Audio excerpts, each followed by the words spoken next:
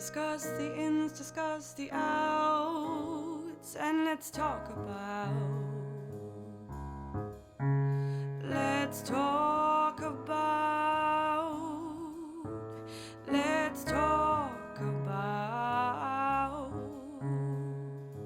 Good evening, everybody. I hope everyone is well. We are kicking off the interview straight away, as we like to upload these on YouTube, and some people do watch them back later. So I like to just get straight into it rather than doing the kind of like, oh, I'm on my own, is anyone there? We do have some people joining now, though. We're actually going to go a little bit old school today, which I'm excited about. So I'm going to bring my guest on straight away, and I'm actually going to give the interview with her on the live with me. I'm kind of throwing it back to the actual main podcast episodes, and how I would kind of give a read introduction to the artist before we kicked into the interview. So I was kind of preparing today, and I just seemed to write an introduction, and then I was like, do you know what? Let's go old school. Now, with being live, I don't get the opportunity to kind of go back and be like, oh, I'll re-record that or so. So we are live, we are raw, we are vulnerable, and I think that completely suits the guest that I have on today. So I'm going to bring the wonderful Gemma on. She has sent me a request. We are just waiting for her. So I suppose when I'm reading my introduction, you guys can all look at lovely Gemma. Hello! Hi! How are you? I'm great. Thanks for having me. Good. Thank you so much for being on. I'm so excited to get into our chat and talk to you. I feel like I'm a bit of a fangirl to your social media and following all your tips and ideas. So I'm really excited to kind of get to sit here and ask you about all the little things that I might be thinking when I'm watching your YouTube videos or Instagram posts. So it's really exciting. But I was just saying, I'm going to kick it off old school and read you my introduction, which I haven't done since I recorded a main interview in the studio. So, it's nice to switch it up. So here we go. My guest today is vocal coach Gemma Sugrue. I met Gemma for the first time at our mutual friend Kelly's hen party, and again, of course, at the wedding. She was a vibrant and energetic energy to be around. I was introduced to her talent at the very same wedding when she led the guests in a performance of Ain't No Mountain High Enough for the bride and groom at the end of the ceremony. Later that evening, Gemma took to the mic again and gave us some classic Whitney with Saving All My Love For You. Let me just say, girl got pipes. Since then, I've followed Gemma on her social media platforms and have loved her inspiring, thought-provoking and challenging content. From these platforms, I learned that she is truly passionate about being a vocal coach. She discusses everything from vocal technique to the mindset to finding your own artistic identity. She is on her own personal journey as a coach, as she has spent the last while upskilling in different areas while also developing and launching her own vocal courses. She's been sharing her thoughts and ideas of this journey on her Instagram account. And I love an artist who gives an insight to a time when they are learning and being curious. You could say she is both teacher and student at the same time. Gemma recently qualified as a Tiny Habits coach, and I took part in the final stages of her course as I acted as a guinea pig student. I got daily ideas, inspirational messages, and tips to stay motivated. It was a great learning experience and was a joy to work with Gemma in this way. Gemma gives so much of herself and is constantly sharing her knowledge to inspire others. I hope today we can put the spotlight back on Gemma, the artist, and learn a little bit more about the artist who is mentoring so many to reach their own potential. We're going to get to know what goes on behind creating courses, taking courses, sharing content, and the choice to retire as a performer in order to focus on creating something special as a coach. Please welcome to episode 5 of Let's Talk About the Arts Instagram live series, Gemma Sugrue. Hi. Hello. Hi. Lovely. Thank you, Bird. You are more than welcome. And my eye makeup is driving me mad right now, so it looks like I'm bawling, crying the whole way through your introduction. Let's go with that. But I was Yeah. nearly. Let's go with that, okay? Yeah, I'm happy to make my guests cry. It's that Great weird thing start. of I made you cry. Yeah. Be wonderful. you know we're going to actually start again. We're mixing it up. I said to Gemma earlier on in the week, you're really challenging me as I'm preparing your interview, because I'm just getting kind of inspired to change it up. And Yeah. that's kind of what you are all about. So usually I would ask the guests kind of tell us a bit about your journey and how it led to where you are, but I'm stealing a quote from you, which you may have stolen from someone else. But Probably. you are who you are becoming. Yeah. So I want to know, who is Gemma? No explanations to how you got here. Okay, who am I right now? I feel like in this moment in time, I am somebody who's trying to create a community, to make something happen, to I'm trying to figure, I suppose I've been doing a lot of thinking about who I'm supposed to be in service to other people, or how do I create value, because obviously that's really rewarding.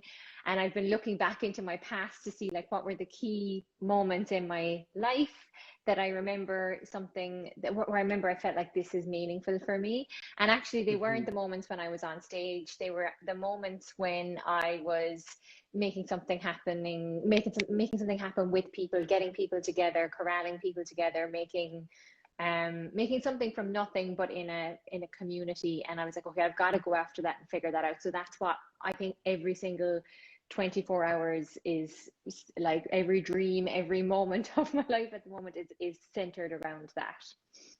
I love that. That's amazing. And I love the idea of feeling something and going, this is the path I have to go down, as opposed to, this is the path I went down and I need to stick it out. And you Mm, kind of mentioned it there, that you are looking at yourself. And I do love the idea of just presenting who we are becoming and not mhm. having to give any explanation.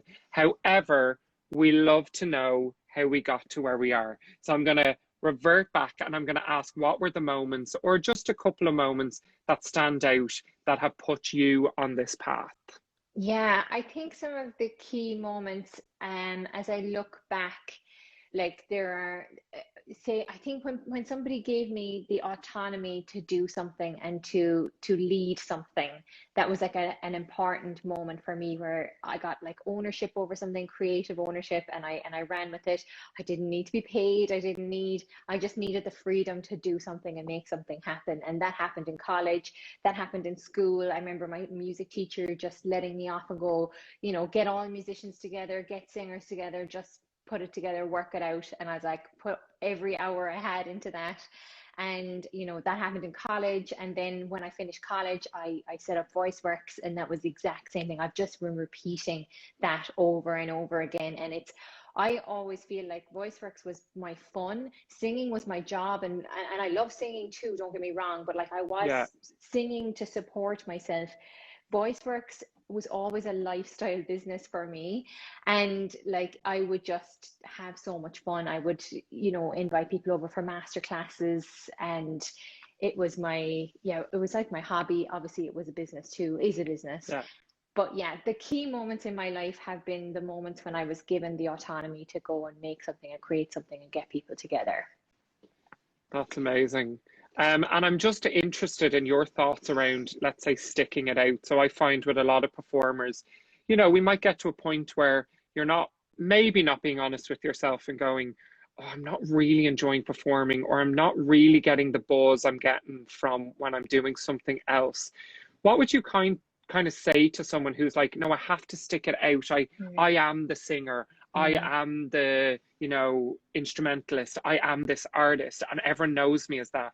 What would Mm. you say to someone who's like, you don't have to stick it out? Or how would you approach that? Yeah, I think there's a lot of kind of stigma around that. This like, quitting or giving up. I And agree. because it's hard. It's like, a very small percentage really achieve and succeed within the arena of like arts and music. So it is hard, and it's very confusing to understand, is this hard, or is it just not meant for me? And am I giving up because it's hard, or am I giving up because I actually want to do something else? And then it's really hard to convince other people that I'm like, I just want to do something else. It's not that I'm giving up. It's not that I don't have confidence in myself. I just need to do something different. And some people really feel like, I know that people that I love and know had a hard time accepting my like big statement of I'm not singing anymore. I want to make a distinction that I'm not a singer anymore. And I really needed to make that distinction for myself. And maybe eventually in a couple of years' time, like my family have been like kind of taking the piss out of me, like, oh my God, we'd be sick of the comeback concerts now once lockdown is over. Like, yes. But I think the big issue is feeling like you're quitting and giving up versus because it's hard versus, you know, giving up or quitting because you want to do something else. I love that distinction. I think that's a really helpful way to actually explore it for people who are in that position.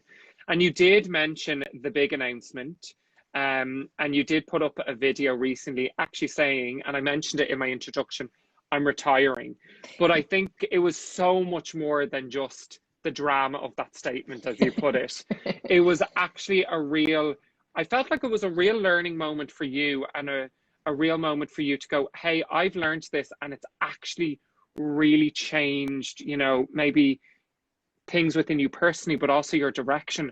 I'd love you to take us through that kind of like, I'm going to retire for singing for a purpose, and how you came to that decision.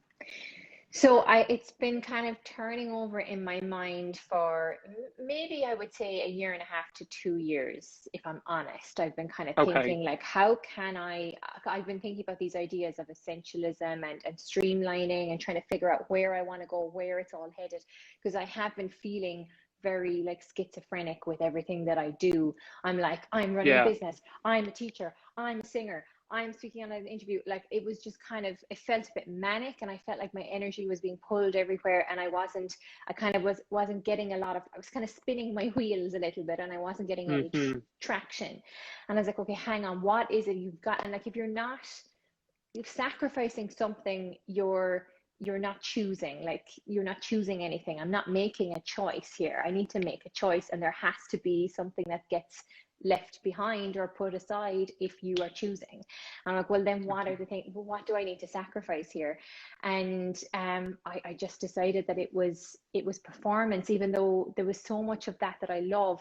But I felt like my entire how I feel fully alive and engaged wasn't always getting called upon in performance.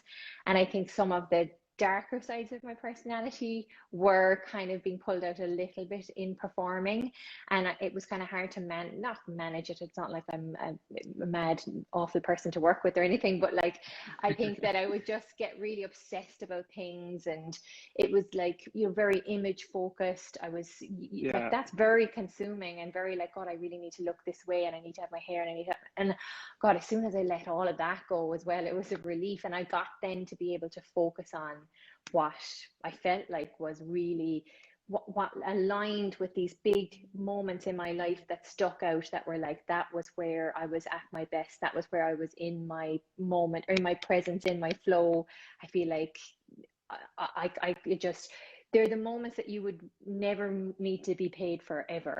And I was like, we've got to keep finding those and put together the pieces of what that puzzle is, and that's what I've been doing, and I feel like I'm getting closer to that. And then when you get opportunities, or you get these phone calls, and you're kind of torn, like, oh, this is a really cool gig, or this is a really cool job. Yes. Now I have real clarity in how to respond, and not feel like, and then not be overstretched and trying to like spread too thin. Now I know what I need to say no to and what I need to say yes to very clearly now, I think. Yeah. I remember watching that video, and I was like, no. I was like, I need to DM Gemma and tell her, absolutely not. It was like, and I said in my introduction, like, some of your content is very challenging, and I mean that in a really positive way, like in a really positive way that it really makes you think. But I'm such a like, I want to do it all. I love this, I love that, I love this. That's how my mind works. And then hearing you say that and be like, if I'm focused in this one area, and also it challenged me to be like, do I love that? Do I love that? Am I just attached to that? So it was a really challenging moment to watch that video and see someone go, especially someone that I considered was like I love singing and I'm so passionate about singing, and you know, and then for them to go, actually this is what I'm passionate about, and it really made me go, we really don't know what other people, you know, have to share if we Mm. identify them at one thing. So I love that. But you mentioned there your dark um, and I'd love you to go in about like what that was with, because you said to me when we had a call during the week, singing brought out my dark side. Yeah. Um, I would love you to kind of tell us a little bit more about that. I find that so intriguing. That's the word that was on the tip of my Yeah, tongue. It's a good word, isn't it? The darkness in me. yeah. And like you would kind of take that as, oh God, like, you know, it's the negative sides of me. But then when you were talking to me, I was like, this is so intriguing. And I was almost like, wonder what my dark side is, you know? Totally. And we all have and like we all have a flip side. There's a flip side to everything. In the same way Yeah, that like every strength you have is your weakness also. And you have to find a way. So like my enthusiasm is also my weakness because yes, it gets over the top. I get carried away. I don't pay attention to the detail. I'm overly optimistic, blah, blah, blah. And so everything that you have has this flip side. And I suppose I recognize I like attention. I'm an only child. I like attention. I'm really happy in the spotlight. I'm really happy to kind of hold people's attention. But that can kind of, I don't know, I can lose the run of myself, or it can start becoming about my ego, or not becoming about my ego, but I feel like I'm doing it sometimes for the wrong reasons, or I'm trying my best to do it for the right reasons, but I'm finding it difficult. Like I'm really hmm, struggling, and I'm not the singer. Sometimes I am, but often I'm not the singer who goes on stage to heal their pain. And I'm going on stage to be like, everybody, I'm up here. Woo! How is it yeah, going? And I'm not the singer that's going up there. That's really just, it needs it as a therapy. It needs to be up there to kind of heal themselves. And everybody else gets to watch them go through that. And that's very cathartic for everybody. And I was like, yeah, that's the one thing I would love to be able to offer on a more consistent basis as a performer. And I always felt like I struggled getting there. But I was yeah. really, I feel like I'm almost like a singing cheerleader. and Yes, I and love that. and I think that there's a time and a place for that, and I can bring that. But there were moments when I felt like something more was needed, and I was struggling to bring that. And it's not saying that I'm totally shallow. There are definitely songs and moments and musicians that I work with that absolutely bring me to tears almost when I'm on stage and I'm fully there. But there are many other moments where that's a huge struggle for me to get there. Yeah. So that's the darkest. And the book that I'm reading, a book called The Laws of Human Nature by Robert Greene at the moment, which is about that topic, and about kind of discovering and accepting and recognizing what the darker sides of your personality are, and how to kind of harness them and use them, and not let them run the show too much. Yeah. And speaking of like knowing that dark side, and I suppose the opposite would be the bright side, or, you know, I call them shining moments or shining parts of you. Hmm. Um, like, do you see singing as something that's an equal passion of yours in the way that vocal coaching is, or do you see singing as the kind of stepping stone towards what your actual true passion was? Yeah, I feel like, they call them shadow artists, and this is like the opposite of this. A shadow artist is somebody who likes being in the industry, but is worried about really stepping into the center of the stage and being the Yes. artist, right? So you're in the thick of it, you're in the middle of it, you're in music business, but you're never really, you're like, one, yeah, no, I am going to release my own music. Yeah, I am going to, but you're never really doing it. And so we call them like shadow artists. I felt like I was a shadow coach. So I was like in the middle, but I was meant to be on the side going, coaching somebody, helping somebody, making something happen, pulling something together. But I was in the middle instead, looking over to the corner going, I should be back here. And so Yeah. I think that that's what I realized. I was maybe in the wrong role. But the one thing that I really feel like I have to say is that I would not change a moment of my experience of singing and getting opportunities, the opportunities that I got to sing. And the most important, incredible thing, obviously the memories and the experiences, but the people that I've met on those, and the bonds I've made with people, and like that's absolutely magical. And I've had such a colorful a colorful couple of years there with having the crack and singing and enjoying the euphoria and the absolute privilege that it is to actually stand on stage and have your voice heard. That's like an insane privilege that I don't take for granted. But I really feel I feel like I want somebody else to be there, and I want to be their kind of cheerleader on the side. Yeah. And I think that that's a perfect place to move into you as a coach, because I feel you offer just a lot more than giving people their like building blocks of here's your technique, here's your artistry, here's your, you know, maybe industry knowledge, go to this audition, off you go. I feel like you really get into the nitty gritty, like the little bits in between, like approaches, processes, mindset. And I always see you on your Instagram upskilling to learn more about this. Like you just said, you're reading this book by Robert Greene, you know, and I really recognize in you that you see there's so much more to be successful or reaching your potential than maybe what we're told in colleges or when we're growing up in stage school. What do you think around all that? Why were you led to kind of, you know, thinking about the in-betweens, let's say? Yeah, I think that the big challenge that every single person is faced with, particularly artists and creatives, is getting beyond yourself.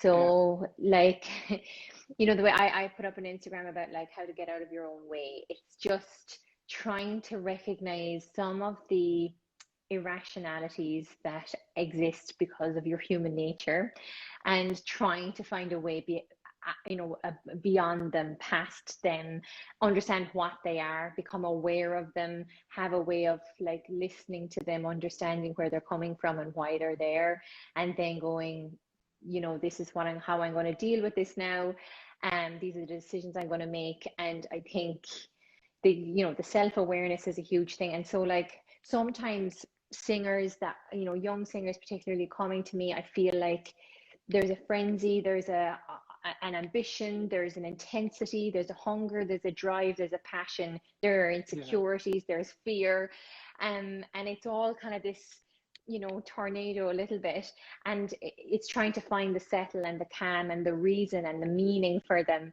so that then they can go forward. Otherwise they will kind of scurry down a path that maybe others want for them, or they think they want for themselves, that's not really for them. And it's okay to kind of really rush down that path and figure out that that's not for you, and come back, turn back again, or go a different direction.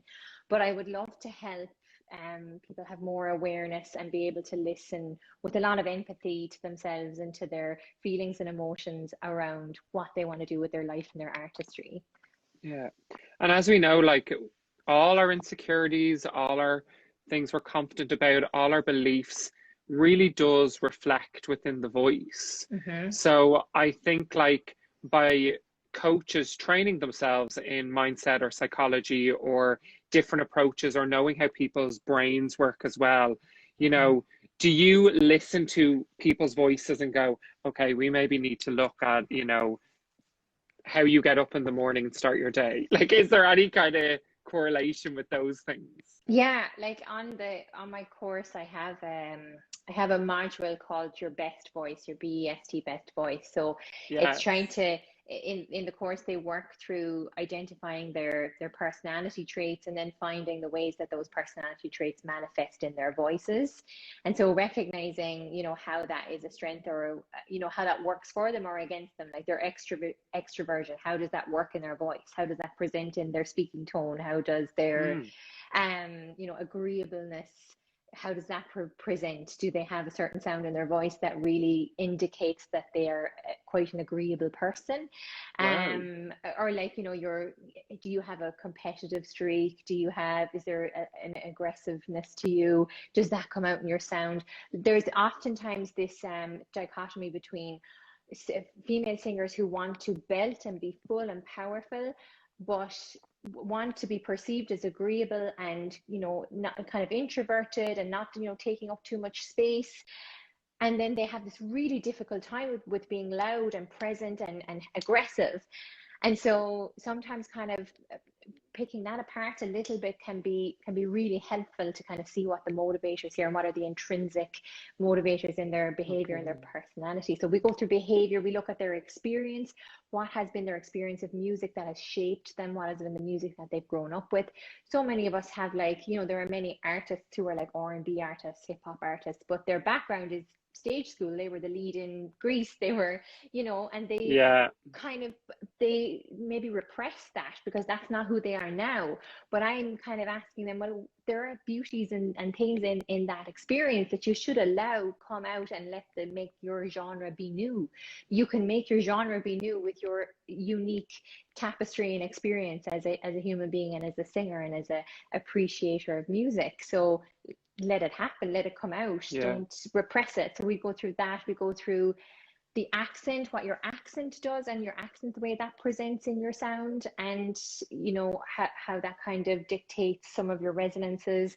And then recognizing some of the tensions in the body, like, and I know that word is a little bit of a dirty word and you don't want to pathologize people, but just kind of being aware of themselves and their physicality. But it's all connected. I'm always saying that it's all connected. And you have to look at the singer as a whole person who has a history, a present and a future, and has certain personality traits and certain things in their life that are going to, and it all factors into the voice and should be embraced. Yeah. That's amazing. I so agree with that, and it's so lovely to hear you articulate it in that way. I would be curious as to, like, the course sounds incredible. It sounds quite confronting. It almost sounds like a therapy session, but learning through your voice, which is really awesome. I'm curious, do you have any personality traits that come out in your voice, and could you tell us a little bit about them? Yeah, definitely. I think that I like to be perceived as quite like dynamic and I'm extroverted. I have quite a broad range in my speaking voice. So sometimes I'm up and down the register a lot. I think that there's like an empathy in my sound, like in how I speak. There's a sweetness to the sound and there's a feminism to my sound. But there's also, I feel like there's quite an authoritative masculine element to my sound too, which comes out when it needs to come out. They're all available to me and I can, accept them, recognize them, use them, draw on them. And personality, the extroversion and the agreeableness definitely comes out in my voice. And then recognizing the experience stuff. Like I go back to like one of my favorite songs to sing when I was 13 was Runaway by the Chorus. Thought it was a great song. Yes, great song. What a beautiful song. All those, I loved Frances Black, I loved Mary Black, and I've like I started returning back to them like, oh, what did I sound like before any of the college, before any of the hanging out with the cool musicians, before, and like what was I like as that blank slate, and returning to that. So now if I go to sing now, I'm going to sing something like traditional Irish. I'm not singing any classical, not singing any soul really. I'm singing stuff that I used to sing when I was a kid playing the piano. That's amazing. It's really interesting. Since I've had the time to do that, I've like gone back to just sitting at the piano and singing, and like going back to kind of Irish traditional stuff. My dad has a Christy Moore book and I've been making my way through that. Nice. It was my dad's 60th birthday recently and I kind of took on his session songs and my granddad's session songs and sang them. And it was that really kind of fun, kind of just seeing what happened when you sang stuff that you didn't really know. And it was really interesting. It was really, really cool. I would love to kind of talk about something that's very interesting is cross training. And you've kind of mentioned this before. I suppose I'd love to start with it. You've kind of said you're happy to share your story about when you originally trained as a classical singer and how you mightn't have necessarily fitted the box, let's say, and then you kind of moved away from there. Would you happily share that story with us, just so people get an idea of it? Yeah, and so The reason I started singing classical music was because of my singing teacher that I had in Dingle and Closhida, Audrey Carroll, who is an amazing woman. She was that was such a special moment to have my lessons with her. And she, like, I think, sorry, but I think I, I'd love to have the impact that my teachers had on me. And I don't think actually Yes. something note to self, I really need to remind them. I think I do, but I need to like let people like her know the impact they have, because especially when you're a teenager, and I think all anyone who teaches singing here, you can really change somebody's life and you've no idea you've done it. Because I think as a teenager, you're looking to be good at something, and then somebody says you've got something, you're talented, you're special. So I like hung on to that with all of my heart, and I was like, Yeah. okay, what do you want me to do? And she's like, sing this Mozart. I'm like, you got Okay. it. It's interesting. There was a teacher that I studied with for only a few lessons. It was in group lessons. Uh-huh. But she is my earliest memory of someone going, "You're good." Yeah. And me just feeling like, oh my God. And I remember I did like a course recently, and we had to write a letter to someone that we're not in contact with anymore, that is not within your life, but affected you in some way. And out of nowhere, she popped in my head, and I wrote this letter just Oh, being like, thank you so much for like giving me the confidence. I only remember her first name. I've no idea like what she's doing, where she is in the world. But I always, so wherever Elaine is, she really like got me when I was like, I think I was about 16, and she got my confidence to just go, maybe I could, there was auditions in the stage go, and I was like, maybe I could go for the lead. Didn't get the lead, but I did get a part, and that's down to I think that's down to she really gave me that confidence. So you're so right about that. But sorry, back to your story. no, that's and you're giving me an idea now. I feel like I want to set a challenge on my Instagram for everybody who has a thank you to say to somebody who did that for them, needs to reach out and find their Yeah. number and say thank you and let them know if they don't know if they know. How incredible would that be? Yeah, that would be, I need to do it. I'm going to do it tomorrow. Oh But my God. Yes. she really kind of whatever she said, I was in for it. And so she thought that I would do great going to I should do a BMOS, and I was like, okay, great, let's do it. I'm going to go to the School of Music. I ended up getting a gig doing a tour with an Irish dance show, so I cavorted off with that for about 2 years, and then I came back to Ireland, and I was like, okay, no, I better do my degree.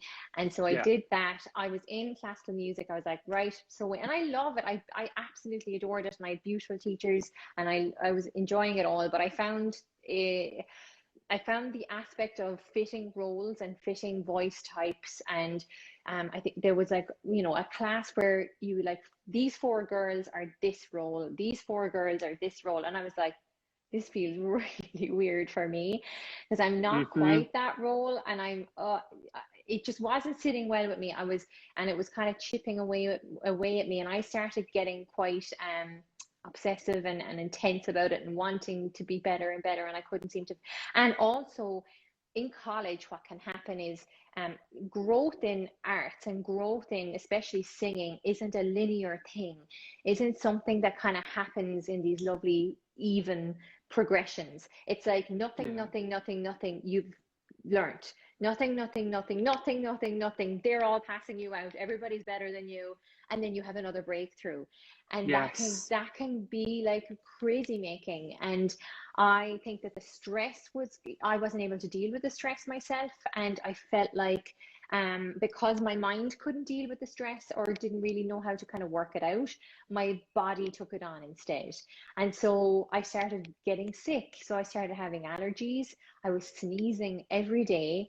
I had like an itchy back of my throat all the time. Then I was like, I had edema, like my vocal folds are swollen, kept cracking on the high notes. I was like, oh my God, I'm falling apart. What is going on? I had Yeah. this post nasal drip. I was always like that, like, oh, this, and I'd have to take like steroid spray. I was like, I'm broken. What is going on? But I felt like it was because every day I would wake up and I'm like, you better work. And like, I'm like going Yes. in, I'm like, I'm going to warm up for 3 hours before my lesson. I was a lunatic. And it was, I honestly can't believe the amount I used to warm up. I look back and go, you were nuts. there was something wrong with you. Yeah, I wasn't warming up. I was given like 3-hour exercise concerts. I know. It's insanity. And it just, yeah, you go off on this spiral and like eventually I was going to ENTs trying to fix my voice. I was having to like, I was freaking out over exams. It was not good. And eventually I just like, I'm dropping out. So I dropped out a third year. I got to, my friend recommended that I go to emotional freedom technique with Nessa Yeah, Road. And so I've actually been to her. Yeah, have she's amazing. you? Yeah, And so I was sick of taking the nasal sprays. I was sick of taking like I was taking like reflux medication, even though I didn't have reflux. I was doing whatever I could, but I was sneezing every day, and the sneezing would always get the worst before I'd have to go and do something like a gig or an exam or whatever. It would always be the worst that day. So I was like, it must be here. And I went for a session with her, and honest to God, I didn't sneeze the next day or the next day or the next day, and I've never really had allergies since. And it was like she broke the spell. She brought me back into a few moments in my memory where I felt like I was being judged, and or I was hanging on to these beliefs or these thoughts. I was kind of, I created an identity of myself out of all these little passing comments or interpretations of a comment, and had pieced them together into this distorted reality or identity of myself as a person and as a mm, singer. And the other thing that was really helpful for me as well was to learn that it was okay if I wasn't a singer. So to not be a singer for a year was very, very therapeutic for me. I worked in a plumbing shop and it was brilliant. And I yeah, was slaying at selling all kinds of Stanley ranges, shower doors, you name it, I was going to sell it. And yes, I totally let go of singing. And I was like, oh, I don't have to be, I'm not Gemma the singer, I'm just Gemma. It's okay to just yeah, be Gemma. But yes, so that really just that totally changed me, and I came back with a much more relaxed approach, and my teacher helped me find my way with my classical music. And it mm, wasn't, I didn't have to fit like classical music. It felt like it was really narrow, but of course it was so broad and varied. And he helped me, this Rob Craig, he helped me explore, I was looking at Kathy Barbarian, Berio Sequenza, I was looking at Ravel, I was looking at like really cool off the wall crazy music and hard stuff and contemporary stuff and fab stuff. And I yeah, had a ball and I loved it and I was enjoying it. Now, after the MA, after I did the masters, I actually stopped singing classical because I don't really know why. I think I I ended up becoming very obsessed with my teaching, and then what took over then was that I couldn't teach Adele. So that was like the next thing. yes. I was like, oh, I can't Okay. teach Adele because I can't sing like Adele. Where do I go to do that? And I went like all over the world going, how do I sing like Adele? I can't do it. Yeah, I And love so that then that was, curiosity in you. Yeah, and so it's that took interest. over. Yeah, it's Mhm. interesting. I was actually thinking about this earlier, and I was thinking about it in being a member of the LGBTQ plus community and Mhm. having the like L, G, B, and all these labels. And it's something I've been thinking about it a lot recently, where the labels are great to figure out your identity and figure out who you are, but they aren't your identity. They're just a way of finding it. And I was kind of relating that to, singing. And as you were talking about earlier, like roles, and you fit into this role, and you're this Fock, and even in musical theatre, there's certain roles. Mhm. How positive and dangerous do you think labels are for artists? Yeah. I mean, categorizations are really their meaning intent is to help and is Yeah, to make things more efficient. And so it's just that we kind of take them completely at face value and don't kind of see the gray within them. So I do think that I, and it's kind of why I love teaching contemporary music, because contemporary music is about the opposite. Contemporary music is about finding your complete individuality and trying to bring out any flaws that you have, like, and protect any flaws that you have, because that's what makes you sound like you. And it's not really hemming you in, but it's doing whatever we need to do to make sure that the voice is healthy and it's going to last and it's going to be consistent to a certain extent. Otherwise, it's protecting the rest of the nuance, the artistry. And I think that that's great, but I do, and then I look to music theatre and classical and marvel at the, like, it's almost, they're like athletes, and they're so disciplined, and they're so, like, the craft of it, you know, like as a contemporary singer you can sing a sustained note and just riff off, whereas, you know, you can be like and then, like, Yeah. whereas music theatre can be, it has to be like and then vibrato and there's like a crescendo, and it's like written in, that's what you have to do. And so I you've marvel no at that. choice. No, that's what's on your plate, and do that 7 days a week, please.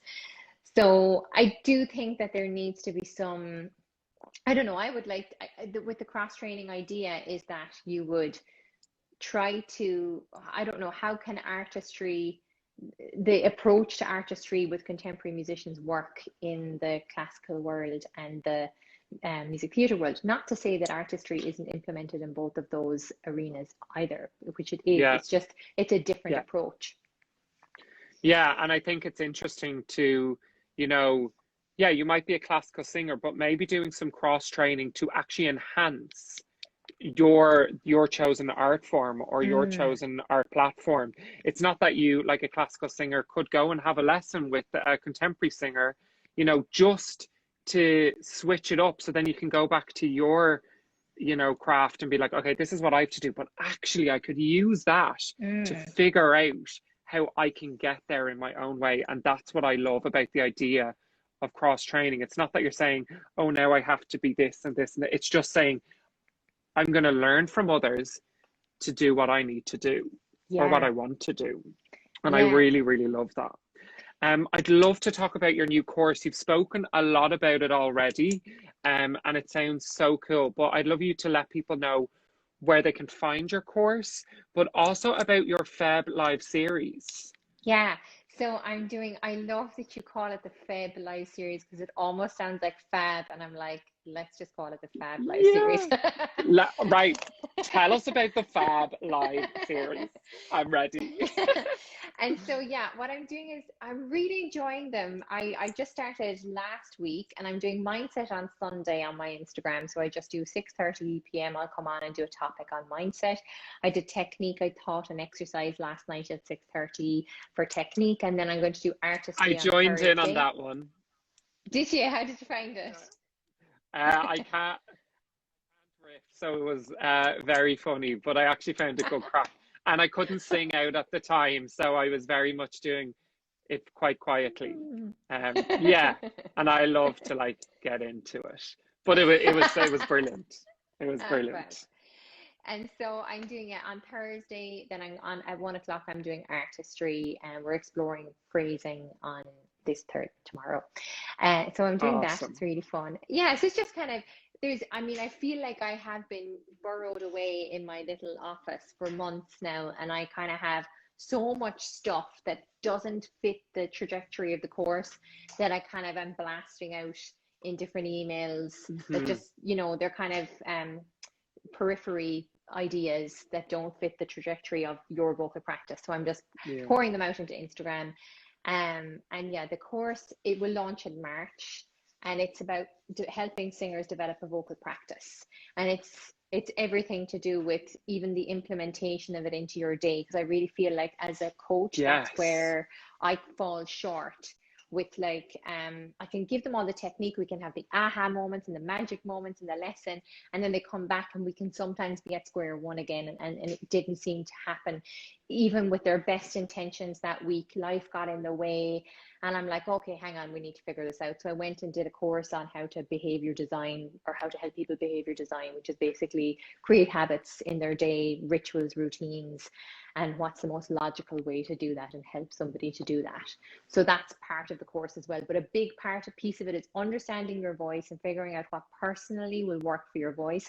And then not just having the surface level understanding of an exercise, actually really understanding how to get the most out of it, like the mechanics of it, and to get into the detail and nuance of it, so that you're really kind of empowered to do something on your own, and like liberated to do it and excited to do it at home yourself. Yeah, that's so cool. And you're getting so much positive feedback as you're talking. I think some people have done the live, some people are actually do, because you're running the course at the moment, aren't you? Yes, we're doing Yeah. founding members at the moment. Yeah. Okay, hi Faye. Yeah. Hi So there's Emma. loads of people, just kind Yeah, of mention it, which is cool. we're having a great Um, time. yeah, and I'd love, you've kind of touched on this a lot, but I'd love you to talk a little bit about identity. And we've touched on it in kind of like, your artistry, fitting into boxes. But I feel like that's a really important thing for you, is figuring out people's identity. So what would you say is kind of, your identity within your coach role? Yeah, within my coach role, I feel like my identity. I think I like to take the investigative role. I'm always asking Nice. questions. I'm trying to be very careful about putting imposing any of my opinions or my ideas or my judgments. And I'm always there to, like, in a really friendly, empathetic way, trying to tease out the answers from the student and allow them to become their own singing teacher in the lesson with me. I Without them love that. feeling like, yeah, initially people feel like I'm paying this girl money and she's kind of making me do all the work. But then eventually they Mm, realize that this is much more profound, to come to these realizations yourself, because I can't feel your voice for you. I don't know what it feels like. yeah. So I can't predict what that's like. And even if I hear something, that's how I hear it, that's how I perceive it. And we all have different perceptions of sound. So Yeah. I try and stay away as much as I can from, like, that's good, that's bad, this is right, this is wrong, this is tense, this is, I'm just like, how does that feel? What would you like more of? Can I give you more Yeah. of these? Okay. Would you like more brightness? Would you like more ring? Would you like more warmth or depth? Would you like more power? What would you like? We've got a few things. And then if they Right. don't know, I'm like, okay, so here's some options. Option A is we can get some power. Option B is we can just have some ease. Would you like some clean tone? Would you like to breathy it? Would you like to onset it? What would we have today? And My mind is doing somersaults at the moment. oh, Like, I'd probably, do you know what I'd be like to you, Gemma? Gemma, I just want to sing the song. Just let me I sing the song. know. I'm only messing. I'd be so with you the whole time. I'd be like, how do I do it all on one note? Contortionist moment.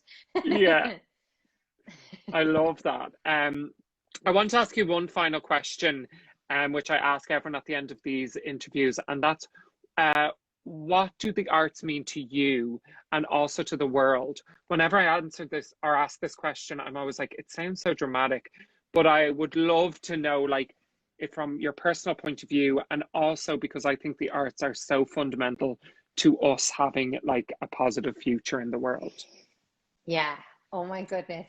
I knew you were going to ask this question, right? So I warned I you. I have been thinking about this, and I feel like it came to me as I was walking around Sainsbury's today doing my shopping. Because initially I was Yes. like, no, I want to be as real as I can here. I'm like, what's really, really, really the answer here? And initially I was like, well, I'd be fine if I just had food and shelter and love. I'm good. I'll be okay without the arts. But then I thought about it more and I was like, no, I definitely would not be okay. And why wouldn't I be okay? And I realized that I'm not a religious person. I don't have a strong faith, and I have this kind of background noise that happens all the time that it's like, why am I here? How did I get here? What am I supposed to do? I'm going to die one day and I better get all these things done. What are the things that I'm supposed to do? And that's kind of going on all the time in the background, but I'm like living my life in the foreground in the way that I live my life. And music and like a film or a painting, for some reason, it kind of soothes me, or it almost validates the mystery of it all. It's like, it's okay that it's a mystery when I'm engrossed in a piece of beautiful music or looking at a painting and I'm trying to figure it out and work out why it's making me feel a certain way. And it's like, it lets it be okay that I don't know. That's what it does. It helps me be okay that I don't know why I'm here. And maybe there's a knowing in it that I get, that happens, and I understand on a subconscious level or a deeper level, but it's like a relief or a release from the why am I here? Wow. Oh my God, I love that answer. I should have known that you would have been like, no, I thought about this. I was ready. But I love that idea when you kind of started off and you were like, you know, I have food, I have shelter. I was like, oh, no. I was like, the arts is essential. The art is essential. I was like, what are you? Yeah. I was like, where are you going with this? But I think that sums it up, that, yeah, that's why it is essential as well. And I love the idea of looking at it from a spirituality kind of way. That is amazing. Gemma, you are absolutely incredible. You have so much to offer as an artist, but also to other artists. Like, you're doing such incredible work and have such an incredible role. And thank you so much for coming on and talking to me. I feel like I'll get off this and I'll be like, oh my God, I should ask this, this, and this. So expect to hear from me again to drag you back on here. Yeah, absolutely. You are incredible. Thank you so much. It's been such a pleasure. Thanks for having me. And thank you everyone who joined us. Go follow Gemma. I will tag her in this post, and come follow Let's Talk About the Arts for more interesting conversations. And all these chats go up on YouTube on Friday. So we'd love to get a few hits over there as well. And Gemma has an amazing YouTube channel as well, which I've been watching all day. So go check that out as well. So for now, we will just say a lovely goodbye and have a gorgeous evening and weekend. Not weekend, evening, week, and weekend. That's what I was going to say. Gemma, you are amazing. Thank you so much love. Talk to you soon. Bye, everybody. Bye. Bye, everybody.